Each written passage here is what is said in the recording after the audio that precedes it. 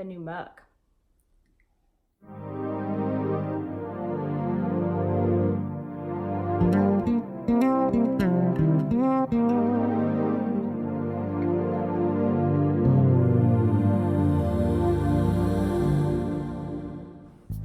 Hi everyone, my name is Natalie, also known as Knitty Natty. Welcome to what I believe is the 14th episode of the Love and Stitches podcast. Today is Wednesday, April 18th, 2019, and currently it's a gorgeous sunny day, but it's like 99% humidity and we're supposed to have awful storms tonight. So if you're in the Dallas-Fort Worth area, hopefully you are where you're gonna be for the night and you can stay put and stay safe. We are actually going to the Dallas Stars game tonight. It's the fourth game in the first series of the playoffs, and they really need to win tonight. So we will be there. Hopefully we're getting to Dallas before the storms really start. They're supposed to be like hail and stuff. So fingers crossed that everything is good. We have a place to park that is safe. We have a place to stay in Dallas that is safe if we can't get home tonight. So Toaster has a place to stay. We've got a plan. So hopefully we just avoid all that bad weather and we're not on the road. But yeah, so I have quite a few things to talk about today. First, let's start with what I'm wearing. So this is a top that I wore recently to DFW Fiber Fest. And I had to look up what it was called because I keep forgetting, but it's called Morning Mist, and I used a Barocco yarn that's, I think it's like cotton alpaca or cotton angora or something. It's discontinued, but it's on my Ravelry page if you scroll down back far enough. It's called Morning Mist, but the best thing about it, and I'm going to try to turn around and show you, is this panel on the back. So hopefully, yeah, you can see that. So I believe, there we go. I believe that that's where you started. I think we made like that rectangle first and then picked up stitches, but it's been a while since I made it. I do remember making it on a car trip to Washington, D.C. with my family, and I was able to knit most of it on the trip. So it was a quick one, and I totally love it. The bottom is just, it's all stockinette in the front, except for like a little garter band on the bottom. I love the way it fits. Can't remember if it has shaping or not, or if it's just naturally A-line on me because that's the way my body is, but I love this top a lot. Okay, so let me start with a half finished object. Last week I showed my Dallas Stars socks, and I didn't have too much more to go. I was right here and then just had to do mostly the cuff.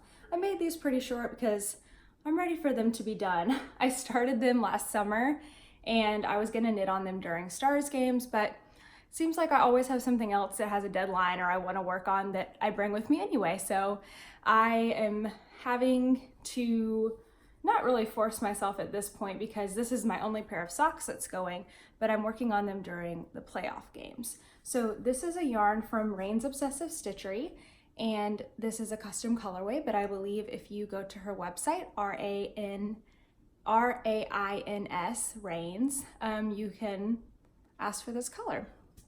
And then I finished that sock and started the second one, and I've done quite a bit of that one already. So I'll take this with me to the Stars game tonight and hopefully get most of the foot done. These, I have 64 stitches, and since then I've switched to making my socks 60 stitches.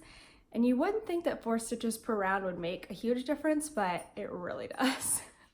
I'm so ready for these to be finished. They still fit me fine. Like obviously they're gonna fit because they're not gonna be too small, but they're just a little bit baggier than the 60 stitch ones. So there's my socks. And then of course I still have my Woolberry wrap going, and every week I think this will be the week I get to show it finished, but not this week, maybe next week. I have finished since last week the first side. So Woolberry wrap is a pattern by Webster Street Knittery. There you go. It's a very long, like trapezoid. It's not a trapezoid really, but it's not parallelogram because the two sides don't go like this, they go like that. But you start with a triangle in the middle and then you work one side out, bind it off, work the other side out, bind it off. So I have worked out one side and it is bound off since last week. I have my stitch marker in because I was like almost done. There it is, almost done with the edge. So now I get to move it. And then I started working on the second side, and I started like about right here, midway through this garter section, and I have done that much. So I am getting closer and closer to the end. That's really the only way to go, I guess, unless you're ripping things out. But I am on my last of these large garter bands, and then I have another section of lace in this beautiful color, and then I will have another skinnier garter band, and then this section of lace in the contrast color at the end, just like this side. And when I block it out, you're going to be able to see everything so much more. The lace is so simple but so pretty, and I'm really excited to get this one done, mostly because I want to wear it, but also because it was a test knit that I completely failed to finish. So I want to get that done. The yarns that I'm using, this mauve color is Suburban Stitcher Predictability. And right now I'm getting into a lot of speckles in it and I love it. And then the dark brown color has speckles of pink in it as well. And it's a La Bien Aimée BFL, and the color is unknown. I think I put something up last week, but I've already forgotten what it is. Okay, other than that, I mean, that's all I've been working on, which is kind of crazy. Of course, I'm trying to get that woolberry wrap done, but I'm just in like a weird state right now where I don't want to take on anything new because I feel like I need to wrap everything up that I've been doing. I feel like I was so overwhelmed in March that I just need to like tie up all these loose ends, refresh things, like spring cleaning almost with my knitting and crochet. So with that, I've also put sort of a pause on designing. After I did the Suburban Springtime in Suburbia wrap, I had a really crunch on that deadline. So I was just like exhausted after that. And so I've been taking it easy and just working on my woolberry wrap and my socks, and that's kept me really happy. But I've also gone back to look at some of my whips that have been hibernating, and I am ready to clear those out. So brace yourselves because I'm about to do something crazy. So if you've been watching for a little while, you might have seen this project. This is a project that I started over a year ago, and every time I brought it out on the podcast, I'm like, I'm gonna work on it and finish it. And I just haven't. So let me show you. This is the start of a Canyon cardigan by Devin Ventre, who's Knitty McPurley. And I've got like a whole bottom panel and garter done. And I started on basically what's gonna be like the body. And I don't know why this has taken me over a year. Like I just can't, I love the pattern. I love how it looks. I don't know, things keep coming up and trumping it. And it's weighing on me, like sitting in the basket like that, like not getting worked on. And I realized I'm not letting myself cast on any sweaters until I finish this one.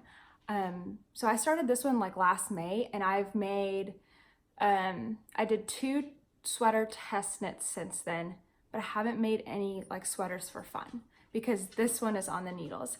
And so I thought, it was during DFW Fiberfest a couple weekends ago, and I was in the sweater class with Amy Herzog talking about making sweaters fit. And I'm like, why do I keep making things that aren't right? Like when I start something, when I start a project, why I don't have to see it through to the end if it's not working. So I started thinking about whips that I had and even finished sweaters that I had that are just not right. And instead of stopping at that moment when I started to have that feeling, I just kept going because I'm like, I already started it. I always wear stuff that I made, even if it's not perfect, it's fine. So I kind of had like a mindset switch. So with this project, I have a fear that this yarn that I chose, which is Suburban Stitcher Sock, it's a 75/25, and the color is called, let me see if I have it in here. Oh, I can't remember right now. It'll probably come to me and I'll also put it on the screen, but I love the yarn. I love the sweater. I'm not sure if this is gonna work, and not because of the color. I am worried, really worried about it being superwash yarn. And the sweater is already ginormous. It's like 6 skeins of sock yarn. It's gonna be so heavy. And I just think I have this fear in the back of my head that it's just gonna, I'm gonna finish it and wash it and wear it and it's just gonna stretch out. And it's just not gonna be what I want it to be. And so that, coupled with that I am not letting myself mentally cast on any more sweaters until this one is done, is telling me that this madness has to stop. So I am taking this out. Now, that's not to say that I'm not going to use this yarn. I definitely will. It's not to say that I won't make this pattern again. It's just that at this time, this yarn and this pattern is not working for me. So I am just going to take it off the needle because I have already sat on that decision for a little while. And I'm ready to start some new things and after my Woolberry wrap. And I am not going to let this just sit. So it's coming off and I'm gonna have to rip this out later because I have 2 balls of yarn attached. So every 2 rows is a different skein and that's gonna be kind of a pain to unwind, but I'm gonna do it. I have a 3-day weekend and this is coming out. And I've already deleted it off my Ravelry project page. It is, so Canyon Cardigan is getting ripped out. It's a little spring cleaning here for my knitting, and it is not the only project that is gonna get a change. So I mentioned that I did make some other sweaters, but they were for Tess. And so I have another one here. This is the Ruffled Romance Sweater by Coco Crochet Lee. And it is a crocheted pattern, which looks a lot like knitting, right? And this yarn is Madeline Tosh Twist Light, I believe. This is a really recent finish. I think I finished it in February or maybe March. Actually March, because I wore it to my retreat in Austin. And I talked about this before, but again, this was a test knit, so you know, it's not gonna come out perfect the first time as far as sizing. So the shape of this, the shoulders and the yoke itself are ginormous, and the sleeves are supposed to be big. They're very ruffly, but the body is so small. Like for me, it was negative ease, and then this up here, all the sleeves too big. It just wasn't the right proportions for me. I did some mods, even though I was testing because the test was over, and I did give it a bit of an A-line, but it's still not enough. Like when I sit down, the sweater that I'm wearing right now, like you can see how much ease is in my waist, like just tons, right? And that's how I really like my clothes to fit. They don't have to be this loose all the time, but I would like this to be much looser. This sweater here is like snug, and when I sit down I just feel like a little sausage, and nobody should feel like a sausage in their clothes. So my plan for this one is I am not going to take the whole thing out, although I don't know, I don't think I'm going to take the whole thing out. What I'm going to do is take it back to the yoke like decreases or increases, I'm sorry, so about right here, and I'm going to change the point where I start the body. So if I fold it in half, I can kind of show you. So instead of starting the body here, I'm gonna do some measurements and figure out maybe I wanna start the body like here. That would give me like 10 inches more ease, which I really need, make the sleeves a much more reasonable size for my body. So I'm gonna do that, and I'll have to take out this. There's about 4 rounds on the sleeves, which is not a big deal. Obviously I have to take out all of that. And this part was actually pretty fast. It was really the yoke that took a long time. So I'm gonna take all that out, and I'm gonna adjust where I start the body. I'm gonna go for a couple inches and try it on and see how it's feeling. And I might have to make some A-line shaping like judgments from there. So like I said, I'm just tired of making things that don't exactly fit right. And if that's not the reason, like we're knitting and crocheting to make something that's different from something you can go buy in a store that's very like generically cut, like I have the opportunity to make this fit well, and so that's what I'm gonna do. I have one more project that I'm ripping out, and this project never even, well actually, you know what, it did get blocked. This is another crochet pattern. This is the Coles River Kerchief by Tony Lipsy, who's TL Yarn Crafts.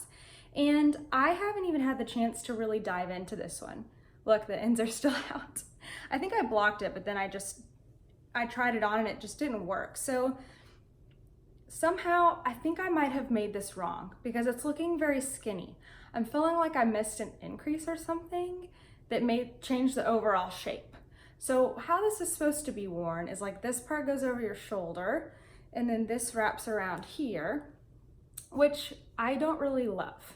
I would rather have a shawl that like both ends of the triangle, like this could wrap all the way around but still have the triangle in the front. So I'm not totally in love with the shape, but I think it might be my fault. I think I did something wrong. So, you know, she had her styled like where that was over the shoulder, but she had so much more width here to be able to do that, and then wrapped around and then just like tied into like a cute little knot. But again, sometimes that's the problem. Like you see a pattern and it looks great, but it's just sitting on a model. It's not actually being worn, so you don't know how practical it is. I don't think that's the case with this pattern because I've seen so many makers make this and have no issues and theirs looks great. So I still think I did something wrong. But yeah, I'm just gonna reclaim this yarn because I am never gonna wear the Coles River Kerchief the way that I just made it. So those are 3 projects that I am spring cleaning and ripping out, and I'm gonna start them. 2 of them, they're just going back to yarn, and I'll make something else with them when I'm ready to do that. And one of the sweater is going to be recrocheted so I can have something that actually fits. So going along with the theme of kind of refreshing, you know, closing out everything that I have going and then starting fresh, I am taking a little bit of a like design break. So you're not gonna see any patterns coming out from me in the next month. At least I don't think so. I could get like a wild hair and do something free, but there's no way I'm gonna get a pattern done and written and tested in the next month here. And that's partially because of kind of that rush leading up to DFW Fiber Fest, but also just because of work. Work has been really mentally taxing lately, and it's just taking up a lot of my time and brain space. And so I just haven't really been able to get into the creativity of designing. But I do feel that like finishing these projects, I've got, you know, these socks and this wrap to finish, and then that's it. Those are the only projects that I have left, except for 3 scrappy blankets, which are hibernating, and I don't really see myself getting a wild hair to finish those anytime soon. So I'll be ready to start some new projects here very soon. But since I'm getting to kind of start fresh with designing, I have a plan. And I am hoping to be able to get something completely designed and written before it goes off to test knitters, like finished, I mean, like with finished photos, which I haven't really done in the past. Usually I'll have at least worked up like one of the socks or part of the pattern before it goes to test knitters, and then I kind of always feel that anxiety as the self-proclaimed due date approaches. So I'm hoping to kind of reset things and maybe even get some stuff done ahead of time. So yeah, I'm hoping that that's going to go really well. And then also I went through my Ravelry. So I have gone through my Ravelry page and gone through all my queue and my favorites, and I have totally just refreshed them. So I should have a blog post coming out, should be out today, going through like step by step exactly what I did, and I'm calling this a Ravelry refresh. At first I was thinking, you know, this is like a purge, like when you used to go through your Facebook friends and like clear them out after high school or college, but purge is kind of negative. Like, I don't think this is getting rid of things that are negative. Like patterns in my Ravelry queue were in there for a reason. They're not necessarily negative, but they maybe just don't match what I want to create now, and that's okay. And so I just needed them gone. So what I did, I'll just run through it real quick here and you can see the details on my blog. But first I went to my queue and I deleted everything. Like I just emptied it. Now there were a lot of patterns that I still really liked, so I made sure that they were in my favorites before I deleted them from my queue. So after I deleted my queue, you know, down to, I think I left one thing in there. Then I went over to my favorites, and I have a lot of favorites. And if you're like me, that's a little bit overwhelming. So what I did is I saw how many pages I had instead of how many favorites I had, because that was in the hundreds, and I'll know for a lot of people it's in the thousands. But page numbers, I only had 21 pages, so that was way more manageable. And I just divided that by 10. So every time I completed 2 pages, going through 2 pages, I got up and like got a drink of water. It really didn't take that long, but I wanted to make sure I had planned stopping points because it's just kind of tedious, that task. So I would go through 2 pages, and what I did is start at the very last page. So instead of starting at the beginning where there's like patterns you've recently favorited, it's harder to make those decisions, I went to the very last page where I had stuff from like 2009 that I had favorited that I definitely didn't want to make anymore, like those berets. I don't want to make berets anymore. So it was super easy to just delete those. Some were even like they didn't have pictures anymore because the pattern had been discontinued. So I just got to go click happy, delete, delete, delete, delete, delete. I did 2 pages. I got up, got a little sip of something, just like out of my awesome mug here by Polly Studios. And it was just really nice. So I went from 21 pages down to 10 pages of favorites. And that feels really good. So step 1 was clear the queue. Step 2 was go through my favorites. And then step 3, I felt like I needed a reward. So then I went back to my queue and I kind of stocked it. I put like 5 patterns in there that I currently want to make. And I got most of those from my favorites, but there were some that I've seen on Instagram and haven't had the chance to favorite yet. So I put those into my queue, and that was really fun. And the last thing I did, step 4, was to go back to my favorites and just make sure everything was labeled. Now, fortunately, I started labeling patterns as I added them to my favorites a few years ago. So there weren't too many that were unlabeled. And if you have some labeled on the side, Ravelry will show you like you have 100 patterns with no tags. I guess they're called tags, not labels. And so you can click those and go through and tag things. Some tags that I use are like basically what the pattern is, like sweater, socks, cowl, shawl. So whenever I want to make something, I don't search in patterns first. I go to my favorites and I click on shawl and I look at all the shawls that I've enjoyed, like thought I might enjoy in the past. Another thing I use my favorites for a lot is to make gifts. So I'll tag things, gift or quick, easy, and I look through those things before I go to Ravelry pattern search to look for things. And then I feel like often it's baby gifts, so I also tag a lot of things like baby. Like if I see any cute toys or booty patterns, I'll tag those. So my Ravelry is looking so much better. And if you want to follow the same things, you can go over to that blog post and see those steps in a little more detail. And if you do, definitely take a photo or a video and on Instagram, tag me because I want to see that. And you can use the hashtag Ravelry Refresh and do a little spring cleaning for your Ravelry page. So last Friday, I on Instagram had a little Meet the Maker post, and I put up in my stories a place to ask questions, and I answered some of those questions on Meet the Maker, but I said I would answer the rest here. So I've got a few questions to answer, and then I actually have my first giveaway at the very end. So make sure you keep on listening so you can enter that giveaway. So these questions all came from Instagram, and I'll do my best. I think I wrote this in like pink pencil, which is my favorite, but it's a little hard to see. So you might see me like holding this up to my face pretty close. But Mad Moodster Knits, who is my friend Maddie, asked, what is my favorite thing to knit or crochet? So I think my favorite thing to knit is shawls. You might think it's socks, which I guess in a way it is socks because that's what I make the most of and they're just so portable and convenient. But what I really enjoy is making shawls. I like when my pattern changes often. I never ever come home at night and sit down and pick up a sock.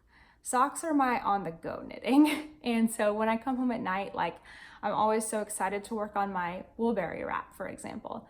So that's definitely my favorite thing to knit is shawls right now. And as for crochet, I think same thing. I've made a couple flat iron shawls by Tony Lipsy, who's TL Yarn Crafts. I attempted my Coles River and it was really fun to make, but I didn't get that one right, but that's okay. I really loved making my most recent pattern, the Springtime in Suburbia. It was just like simple half double crochets, just so soothing to crochet. So shawls for both. What does this one say? Oh, Chateau Willow, my friend Rebecca said, what toothpaste do you use because your teeth are always so white? Rebecca, I have to confess to you and everyone that you're probably seeing them much whiter on camera than they really are in person.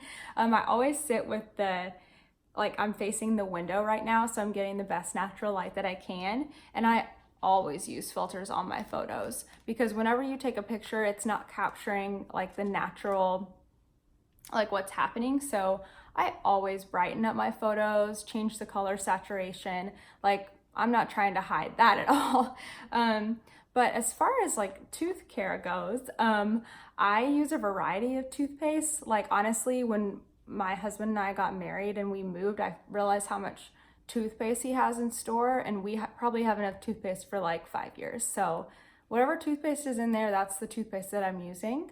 But I also took a tip from my friend Ashley, who's AK Knits on Instagram, and she says she uses Crest white strips like once or twice a month. And so I haven't done that in a little bit, but I do that often. I used to get the Crest white strips, which are supposed to do for like every day for 2 weeks. And I would do that and my teeth would look white and then like immediately would not be white. And so Ashley's tip was to not do it every day, but to do it every couple weeks. And honestly, that really works for me. So there is the secret to teeth whitening, at least what works for me.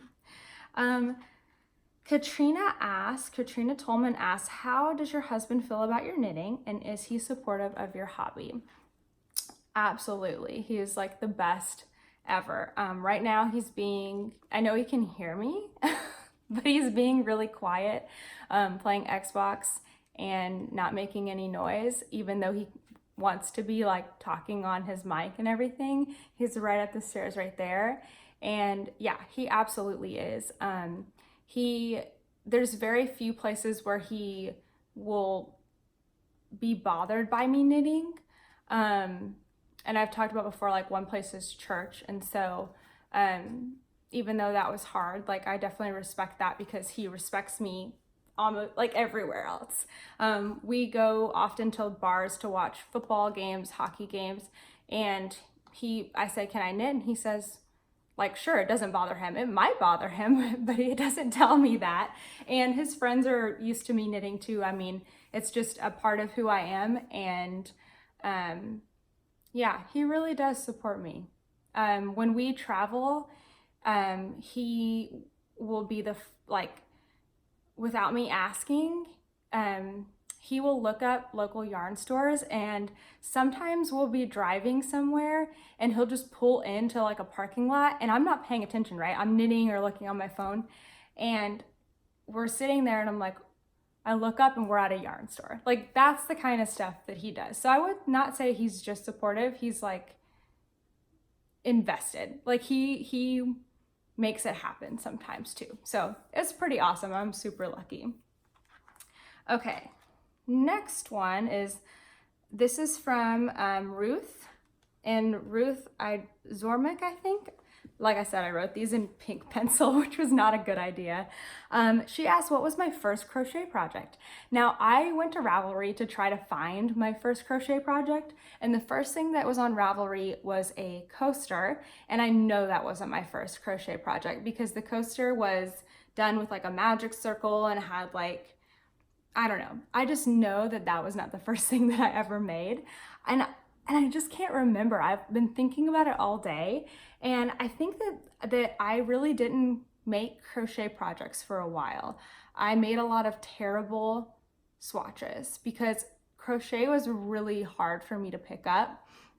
I knit holding my yarn in my right hand, and I'm right-handed, which means I needed to crochet with the hook in my right hand, which means you need to hold the yarn in your left hand, right?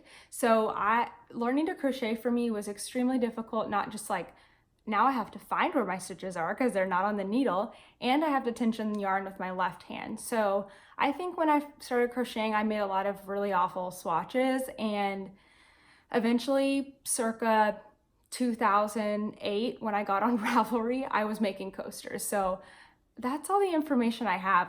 My memory is not there for my first crochet project. Knittin' Kristen asked, what is my favorite pattern to recommend?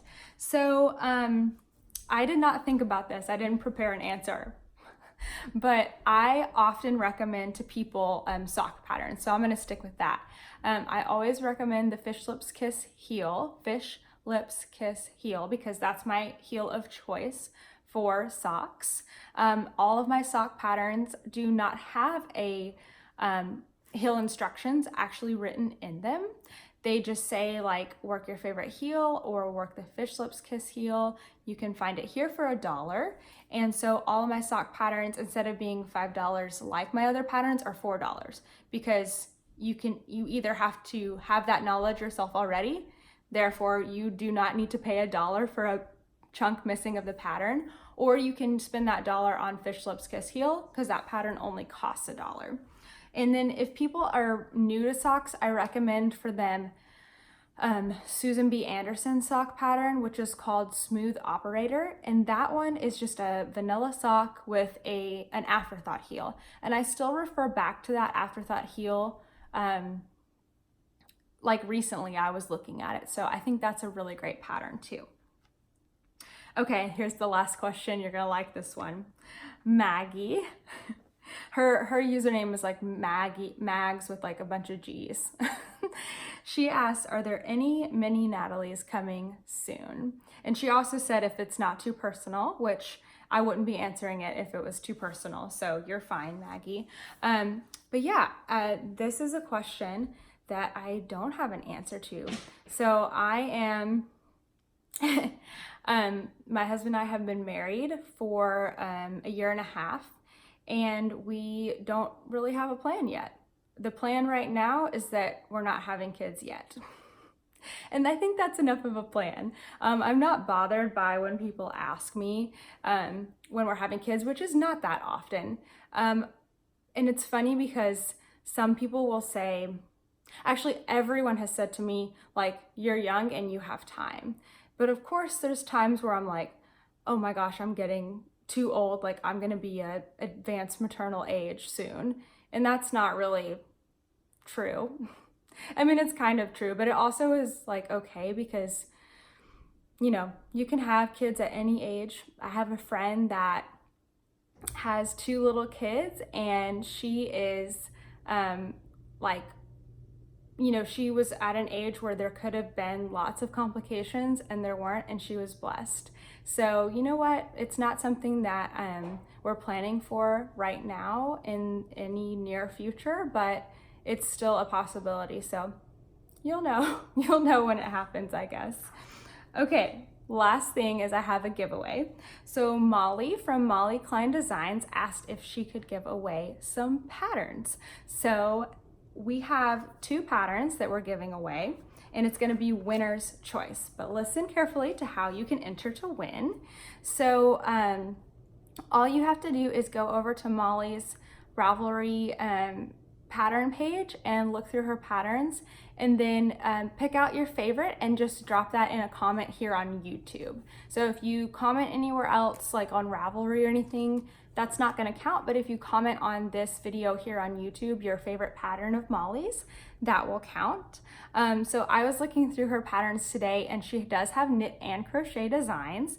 So my favorite of her crochet designs is called Mondays at the Library, and it's this triangular shawl with kind of like granny stripes and fringe, and it's just really cute. Like, looks pretty simple if you're like an adventurous beginner, but that's a really cute one. And then my favorite knitting pattern was her Michigan Avenue, I think it was Michigan Avenue wrap, but all I wrote down was Michigan Avenue and chevron. So it's not exactly a chevron, it's more like a V, and it's stripes, and it's this big long wrap, and she's got a fingering weight version and a heavier weight, which I didn't look on. It could be DK maybe, or worsted, but she's got some great patterns in there. So definitely go check that out, and then drop below your favorite of her designs, and I will have a winner picked for next week. I'm just gonna take those comments that have one of her patterns and do a random number generator and pick somebody. So this is our first giveaway. I'm super excited. So you have a really good chance to win. So make sure you enter, and you can win there's gonna be 2 winners, and each winner will win 1 pattern from Molly of your choice. Okay, I think that's it. I have got to get going because we need to get to Dallas to go to the Stars game before the terrible weather hits. Thank you so much for watching.